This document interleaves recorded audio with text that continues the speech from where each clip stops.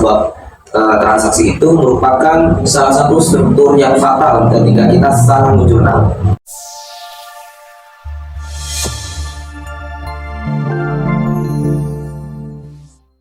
Selamat siang sahabat Semanggi, kembali lagi dengan kami dari tim Financial Accounting and Tax dari PT Solusi Kapal Indonesia. Di sini kami akan membahas tentang bedah buku ya. Bedah bukunya itu terkait cara mudah belajar akuntansi teman-teman ya. Di buku 1 hasil revisian dari Prof. Dr. Sutrisno Agus Sarjana Ekonomi Akuntansi Magister Manajemen CPA Certificate Public Accounting. Nah, di sini sebelumnya kami akan memperkenalkan diri.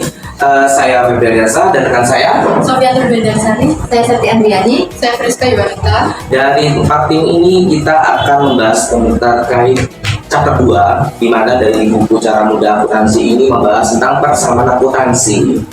Nah, persamaan akuntansi ini yang teman-teman pelajari selama kuliah, selama sekolah, ada yang memahami nggak sih? Apa sih persamaan akuntansi itu? Ada yang paham di sini persamaan akuntansi? Persamaan akuntansi itu ada rumusnya, harta sama dengan kewajiban plus modal. Jadi di mana posisi harta itu sama dengan total antara kewajiban dan modal. Itu persamaan akuntansi yang saya pahami. Oke, terima kasih banyak Mbak Septi. Oke, tadi menyatakan bahwa persamaan akuntansi itu harta sama dengan utang plus modal ya, atau aset sama dengan kewajiban plus ekuitas ya kan. Nah, sebelum kita membahas lebih jauh lagi terkait persamaan akuntansi di chapter 2, nah teman-teman tahu nggak sih pengertian dari akuntansi itu apa? Menurut pendapat teman-teman, kalau dari pakar banyak sekali ya, tapi kalau ini kita akan membahas apa sih akuntansi menurut teman-teman. Coba dari Mbak Sofi terlebih dahulu, akuntansi itu apa? Ya. Baik Pak Febri, terima kasih ya. Kalau akuntansi sendiri menurut saya itu suatu pencatatan yang sudah terjadi di masa lampau. Terus kalau menurut Mbak Septi sendiri? Ya, kalau akuntansi itu proses. Nah, gimana prosesnya itu dari pencatatan itu atas dasar bukti-bukti transaksi-transaksi dari perusahaan. Nah, itu kita catat. Setelah itu kita lakukan klasifikasian. Nah, habis itu dilakukan pengiktisaran seperti buku besar. Jadi untuk tahu pos-posnya kemana ini akun-akunnya. Jadi perlu ada pemisahan dari setiap transaksi itu. Itu untuk akuntansinya adalah prosesnya. Oke, kalau menurut Mbak Friska sendiri gimana? Kalau menurut saya proses akuntansi itu proses pencatatan, pengklasifikasian dan pengiktisaran laporan transaksi bisnis yang mempunyai nilai uang dan menginterpretasikan hasilnya. Oke, terima kasih banyak teman-teman. Jadi akuntansi itu memang banyak pengertian ya, dari pengumpulan data, pencatatan, terus pengklasifikasian, ya kan, terus mengidentifikasi dan mencatat dan menghasilkan, tidak lupa adalah laporan keuangan atau pencatatan posisi keuangan, baik itu neraca dan bagi ya teman-teman yang biasanya berada di sebuah entitas bisnis seperti itu. Oke, jadi kita bisa melihat nih teman-teman, persamaan akuntansi itu memiliki arti yang bagaimana. Nah, kalau dari menurut teman-teman tadi pendapatnya, jadi persamaan akuntansi itu merupakan satu elemen dasar ya, elemen dasar dari pencatatan sebuah laporan keuangan atau acuan kita dalam melaksanakan pencatatan.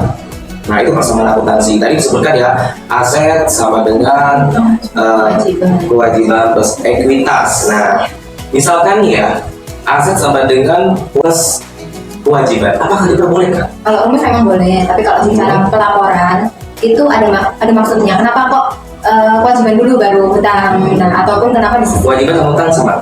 Modal? Kenapa kok di sebelah kanan kan misalkan ya aset sama dengan kewajiban plus hutang. Nah, kenapa kok kewajibannya dulu? Kewajiban plus modal. Kenapa kok kewajibannya dulu baru modal? Nah, itu ada maksudnya, ada rentetannya. Jadi secara rumus boleh, tapi kalau secara alurnya kan kita perlu tahu nih hutangnya dulu untuk bisa mengetahui modalnya ini bisa nggak nih untuk bayar hutang. Nah, kalau secara rumus boleh, tapi kalau secara pelaporannya butuh itu sesuai dengan itunya. Oke, terima kasih banyak Mbak Septi. Oke, jadi sedikit benar, ya kan? Secara rumus matematika persamaan akuntansi boleh dibolak-balik, ya kan? Ketika aset sama dengan ekuitas plus kewajiban boleh saja dirubah. Yang awalnya kewajiban plus ekuitas dirubah jadi ekuitas plus kewajiban. Namun konsep dasarnya secara aktualnya ataupun secara harfiahnya persamaan akuntansi ini tidak boleh dirubah, ya kan? Sama dalam pencatatan sebuah akuntansi atau pelaporan keuangan, jangan sampai merubah namanya tata letak sebuah transaksi. Nah, bagi orang coding, tata letak sebuah transaksi itu merupakan salah satu struktur yang fatal ketika kita salah menjurnal, ya kan? Salah mencatat atau salah penempatan. Alasannya kenapa kewajiban itu tidak boleh dibalik, karena perusahaan diwajibkan menunaikan terlebih dahulu terkait utang sebelum modal, ya. Jadi ketika mengalami kebangkrutan suatu saat, yang didahulukan adalah utang piutangnya terlebih dahulu, baru ke modal investornya. Jadi alasannya seperti itu. Nah, ketika kita membahas persamaan akuntansi, teman-teman ya, persamaan akuntansi ini pasti akan berkaitan dari sebuah transaksi perusahaan yang sudah saya sebutkan tadi. Nah, kalau yang tahu nih, misalkan ya, saya beri contoh sebuah persamaan akuntansi dari sebuah pencatatan. Misalkan Mbak Sofi membeli BBM, ya, sebesar 15.000, dia mendapatkan nota di salah satu di pom bensin, ya, atau Pertamina. Dengan uang 50.000 sehingga dia mengembalikan uangnya 35.000. Kemudian setengah jam lagi Mbak Sofi ini balik ke kantor dan dia mencatat, ya kan, dia memiliki nilai. Nah, persamaan akuntansinya di situ ya di mana? Nah, yuk teman-teman, apakah dari 3 orang ini mengetahui nilai persamaan akuntansinya atau wujud persamaan akuntansinya di mana? Pencatatannya.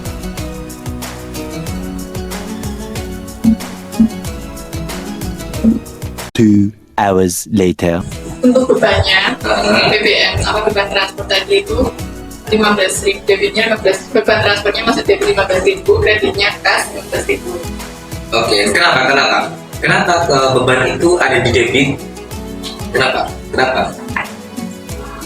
Kenapa tiba-tiba beban itu berada di posisi aset tiba-tiba, dan kas yang seharusnya dia aset, dia berada di posisi yang ditata kewajiban plus modalnya.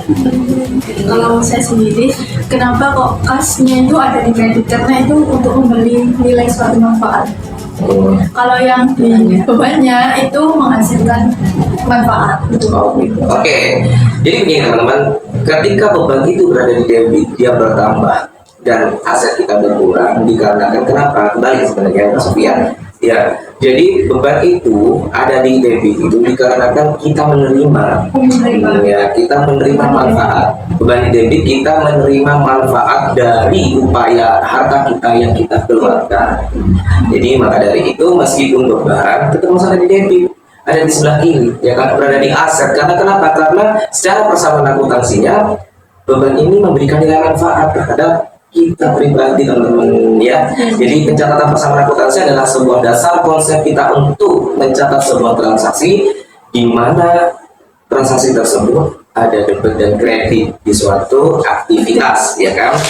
Oke, teman-teman, ketika kita membahas tentang persamaan akuntansi, di akuntansi itu persamaan akuntansi itu ada aset sama dengan kewajiban plus ekuitas. Nah, yang saya tanyakan sama teman-teman, di dalam komponen aset itu ada apa saja? Ada yang bisa menjawab?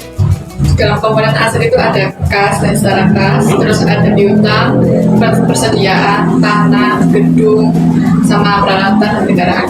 Oke, nah kalau di komponen kewajiban dan modal? Ya, kalau di komponen kewajiban dan modal itu kewajiban sendiri itu kayak utang usaha, utang bank, utang pajak, jadi langsung sama ke pihak ketiganya.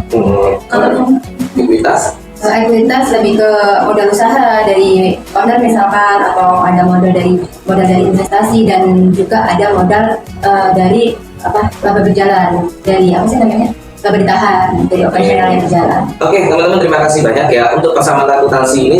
Banyak sedikitnya sudah kita kupas. Kemudian kita akan membahas tentang prinsip dasar dalam sebuah akuntansi. Ada yang tahu prinsip akuntansi itu apa saja, teman-teman? Yuk, prinsip akuntansi ini mendasari kita dari sebuah pencatatan, ya.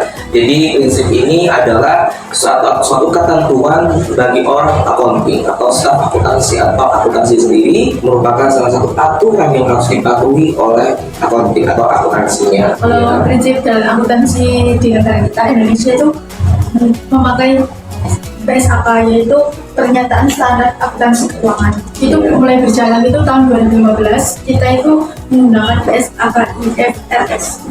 Pakai iForce ya. Ya, Sama tetap juga. Oke. Entitas apa? Akuntabilitas. Oke. Di dalam prinsip akuntansi itu tersebut apa saja? Ada yang bisa menyebutkan? Business entity and concept. Laporan keuangan disusun untuk kepentingan entitas bisnis, bukan untuk pemilik perusahaan. Salah satu prinsipnya. Mungkin yang kedua itu ada unit of measure, itu lebih ke pengukuran praktis dari pos-pos laporan keuangannya, di mana itu adalah yang tertuang adalah uangnya sendiri, nilai uangnya. Time period itu menyediakan informasi bagi pengambilan keputusan. Oke. Ada historical cost. Ada revenue Revenue recognition, matching cost, objectivity, goals, materiality, Concentration. Nah, oke, terima kasih banyak teman-teman ya. Menurut prinsip dasar akuntansi, nah saya ingin bertanya sedikit kepada teman-teman terkait full disclosure, ya disclose. Nah, full disclose ini biasanya sangat sekali digunakan bagi seorang accounting setiap dia sudah menyajikan laporan keuangan yang membantu manajemen ataupun membantu bagian finance untuk bisa memberikan keputusan, dan salah satu langkah dan jalan seorang finance untuk melaksanakan financial analysis atau planner atau perencanaan anggaran dan lain-lainnya. Teman-teman mengetahui ya tentang full disclosure itu apa? Yang saya tahu, full disclose itu lebih diungkapkan secara memadai, jadi real, akurat, yang memang dapat kita pertanggungjawabkan, dan itu memang benar adanya dasarnya, ada secara transaksi memang real yang tertuang di perusahaan itu. Jadi untuk penganggaran selanjutnya itu juga dapat kita evaluasi untuk dilihat dari transaksinya itu yang memang real berjalan. Oke, terima kasih banyak teman-teman sekalian. Kami sudah menjelaskan dari chapter 2 tentang persamaan akuntansi dan prinsip dasar dalam akuntansi dalam buku akuntansi ya. Akuntansi dasar ini terkait ada beberapa poin atau kesimpulan. Jadi yang bisa saya petik dari persamaan akuntansi itu bahwa saja aset adalah merupakan harta yang kita miliki, ya kan, berupa piutang persediaan atau yang memiliki manfaat untuk bisa dijual, merupakan persediaan dan manfaat untuk bisa digunakan sebagai operasional, termasuk aset tetap. Dan kemudian kewajiban dan ekuitas, kewajiban merupakan sebuah kewajiban kita atau hutang kita kepada pihak ketiga atau pihak orang lain, sedangkan ekuitas itu merupakan modal yang kita miliki untuk pertama kalinya jalannya sebuah perusahaan, dan laba ditahan itu termasuk salah satu bukti bahwa perjalanan sebuah perusahaan dan juga termasuk modal investor lainnya. Kemudian dari kesimpulan prinsip dasar akuntansi di dalamnya sudah termasuk ada business entity, konsepnya juga ada, terus unit of measure-nya juga ada, terus disclose-nya juga ada, ya teman-teman ya, yang menceritakan bahwa di seorang akuntansi atau sebuah perusahaan itu memiliki tata letak yang harus dipatuhi dalam masalah pencatatan atau aktivitas sebuah perusahaan. Sekian dari tim kami Financial Accounting and Tax membahas tentang chapter 2 terkait persamaan akuntansi. Semoga bermanfaat buat sahabat Semanggi terkait buku dasar-dasar akuntansi ini. Kurang lebihnya mohon maaf dan selamat siang. Dadah.